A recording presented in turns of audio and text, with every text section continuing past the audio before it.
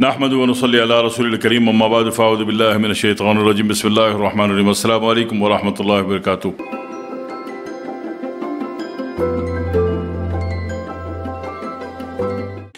इर्क़ुन्निसा कह लीजिए, आइन पे ज़ेर है, इर्क़ुन्निसा कह लीजिए, और या शियाटिका कह लीजिए, या रेंगन का दर्द कह लीजिए, या लंगड़ी का दर्द कह लीजिए, या लंबर स्पाइन का केस कह लीजिए, या जनाब L4, L5, S1 का केस कह लीजिए।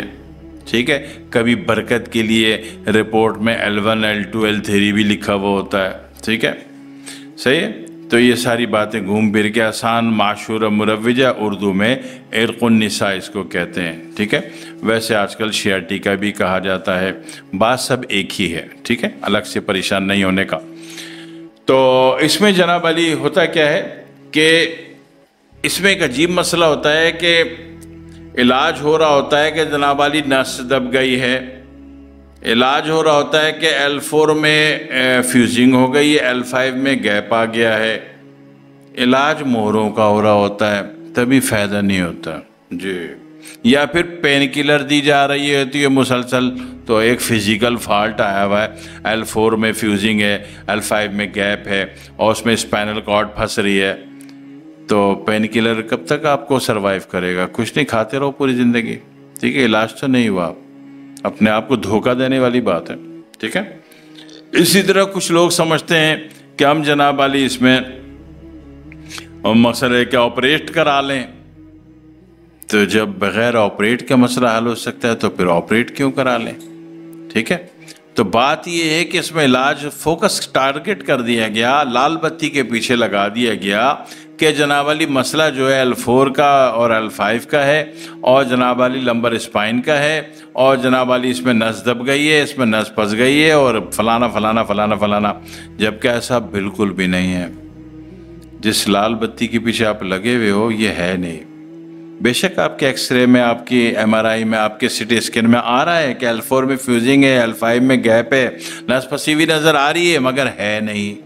इलाज इसका नहीं होगा, इलाज होगा इतराफ के पट्टों का।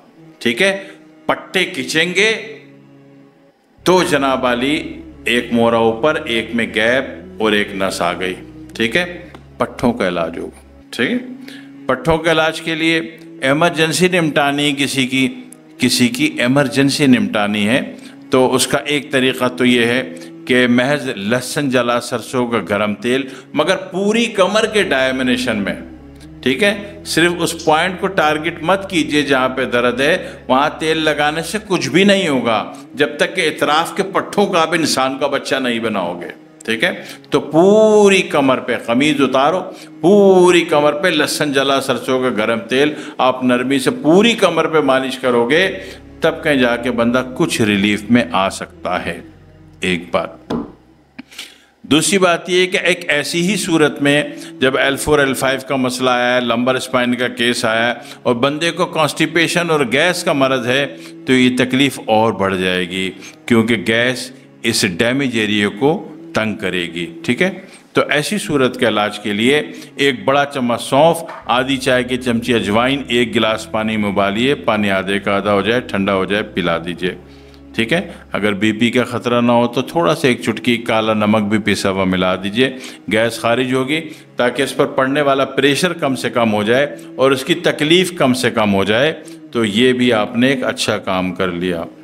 तीसरी बात ये है कि बंदे को उल्टा लिटा दें और नमक मिला गर्म पानी ले लें, नमक कोई सा भी हो, नमक मिला गर्म पानी ले लें, एक कपड़ा ले लें, उसमें कपड़ों की कतरन या रुई डाल के गोला बनाएं और उससे नमक मिले गर्म पानी में डबोई जाए, और बंदे की पूरे कमर की तराई करी जाए। ठीक है, तो ये एमरजेंसी निमटाना, हालत अमन में लाना, ये आपने करना है। ठीक है, एक बात, आखिरी बात, इसमें से इलाज करने को कुछ भी नहीं है और बंदे के आधे घंटे बाद फ्लाइट है, तो इसमें क्या करेंगे कि सुन करने वाली कोई भी क्रीम मालिश कर दीजिए उसके पूरे एरिए पे।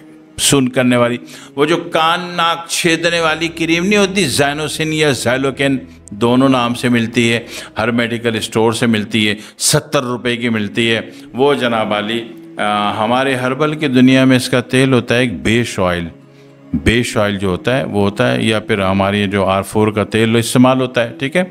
तो बेश का तेल इतना आसान नहीं है, बेश जहर के उसमें आता है, तो उसका तेल बनाना, उसकी जड़ों से तेल बनाना एक मुश्किल प्रोसीजर है। वो तो मैं अर्ज़ नहीं कर पा रहा, जो जानते हैं वो बना लेंगे, जो नहीं जानते उसको जानना ज़रूरी नहीं है। वरना ये R4 का तेल जो हम देते हैं, जो नहीं जानता वो ज़रूर अपना नुकसान करेगा। तो हम बना बनाया तेल दे देते हैं R4 के, आप गर्म करो लगा लो बस, ठीक है, क्योंकि इसकी भाप उड़ती है, आँखों को नुकसान देती है बनाने वाला। लेकिन जो बनाना जानते हैं वो बना लेते हैं। तो उसमें क्या करेंगे, अगर ये R4 हमारा पड़ा हुआ आपके घर में किसी का, बेशक 5 साल पुराना हो, 10 साल पुराना हो, ये ख़राब नहीं होता, ठीक है। तो ये गर्म करके लगा देंगे तो भी काम हो जाएगा। नहीं तो अभी 2.5 घंटे बाद फ़्लाइट है, 3.5 घंटे बाद फ़्लाइट है, तो ज़ाइनोसिन या ज़ैलोकिन क्रीम लेके उसके पूरी कमर पे लगा दो। उस एरिया को भी टारगेट करो जहाँ वो तकलीफ बता रहा है, ताकि वो बासानी बाइज़्ज़त और एहतराम एयरपोर्ट पहुँच जाए, उसका सफ़र बासानी गुजर जाए, फिर वहाँ जाके वो अपने मुकाम पर जो इलाज कराना चाहे वो कराता फिरे, ठीक है।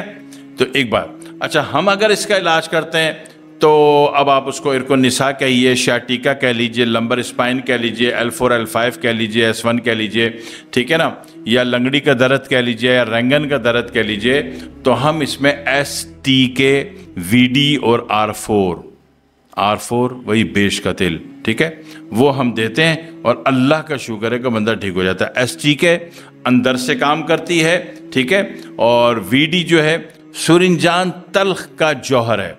अभी सूरजजान तल्ख आम आदमी इस्तेमाल करे सीधा यानी कि नुकसान ही करेगा, फ़ायदा कम करेगा, क्योंकि वो इतनी शरीफाना चीज़ नहीं है। तो हम उसका जौहर उड़ा देते हैं, तो उससे वो इंतहाई महफूज हो जाती है, इंसानियत के लिए फ़ायदेमंद हो जाती है और दर्द को फौरी तौर पर ख़त्म करने में काम आती है। हमारे हर्बल आयुर्वेदा में पेन किलिंग में सबसे बड़ी जो जड़ी बूटी मानी जाती है वो सूरजजान तल्ख है। सूरजजान शीरी अक्सर लोग इस्तेमाल करते हैं, उसमें रिज़ल्ट नहीं है, एमरजेंसी नहीं निपटेगी, तो बेकार है सूरजजान शीरी डालना। उसके अपने फ़ायदे हैं अपनी जगह पे, लेकिन एमरजेंसी निपटानी, बंदे को जल्दी सही करना है, तो बेहतर है कि सूरजजान तल्ख का जौहर बना लिया जाए। जौहर बनाना बड़ा आसान है, माजी में भी बताया। सूरजजान तल्ख आपने 10 किलो ले ली और इंतहाई बारीक पीस के, कूट पीस के, इसको आपने ड्रम में डाला, बाल्टी में डाला, 10 लीटर पानी डाल दिया, कितना हो गया, हल करके छोड़ दें, दिन में 4 दफ़ा हल कर दें और रात को जनाब वाली इसको फिर छोड़ दें इज़्ज़त एहतराम से। सुबह जो इसका साफ़ सुथरा पानी आया उसको स्टील के बर्तन में पका दें, सारा पानी जल के उड़ जाएगा, आखिर में जो पाउडर बनेगा ये बन गया VD। ख़ुद भी बना सकते हो, अगर बनाने पर आ गए तो करोड़ों का धंधा है, क्योंकि इतनी बेहतरीन पेन किलर है और इतनी कुदरती और फितरी नेचुरल और हर्बल है कि आज तक इसने कायनात में किसी को साइड इफ़ेक्ट नहीं दिया, ठीक है। तो हम, और R4 आपको बताया कि बेश का तेल है, ठीक है जी। तो ये सारी चीज़ें मिला के 3 चीज़ हम देते हैं, STK VD R4। तो इसमें क्या होता है कि ऊपर का सर्वाइकल प्रॉब्लम है उसमें भी ठीक होता है, ठीक है। शाटिका है उसमें भी यही कोर्स जाता है। स्पेंडोलाइटिस है, स्पेंडोलाइसिस भी कहते हैं, स्पेंडोलाइटिस भी कहते हैं, वो भी ठीक हो जाता है, ठीक है। ये 3 भयानक तरीन बीमारियां जिसमें आदमी दूसरों का मोहताज हो जाता है, तो दर्द से चिल्ला रहा होता है, चीख रहा होता है, कर्ब अजियत में होता है, वो STK VD R4 से ख़त्म हो जाते हैं, वो बंदा ठीक हो जाता है अल्हम्दुलिल्लाह, ठीक है। करके देख लीजिएगा। वस्सलामु अलैकुम वरहमतुल्लाहि वबरकातुहू।